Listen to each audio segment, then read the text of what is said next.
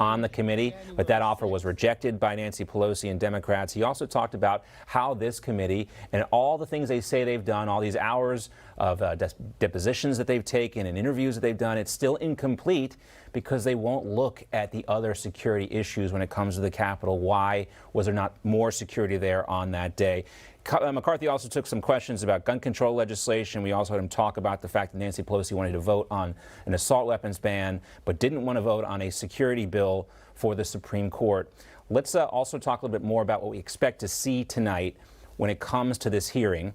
There will be two witnesses at least that will testify in front of this panel. Carolyn Edwards being one of them. She's a Capitol Police officer who was injured by the riots. We'll also hear from Nick Quested, who is a filmmaker, a British filmmaker, who was with the Proud Boys and captured some of the video in the events of that chaotic day and previously claimed that someone in authority left a door open. And you know, the Democrats and the panel committee is trying to say that there will be previously unseen material and bombshells as they try to, of course, convince the American people that the Capitol breach was some big conspiracy. But you just heard Kevin McCarthy, John, saying that this is really a panel that has no true standing, and even pointing out it was an ABC producer who tried to bury the Jeffrey Epstein story, who is now in charge of what will be this primetime spectacle. And of course, the question is, will people even want to tune into this? All right, let's talk more about this and welcome in a couple folks who know their way around the law. Constitutional law attorney and Newsmax contributor Jenna Ellis, also back with us, former U.S. attorney and the executive director of Right on Crime, Brett Tolman. Thanks for being here. Thanks. All right, so the closer we get to these hearings, Jenna, the more we realize this really isn't about January 6th as much as it is about November 5th, 2024, right? They want to prevent Donald Trump from running again. And I want to talk about that. But first, here's a clip from Jamie Raskin on a podcast saying exactly that. Like all great mob bosses, Donald Trump knows how to proceed with a wink and a nod and to insulate himself with several layers of buffer between him and the criminal actions that take place. So Jamie Raskin there calling Donald Trump a mob boss. Jenna.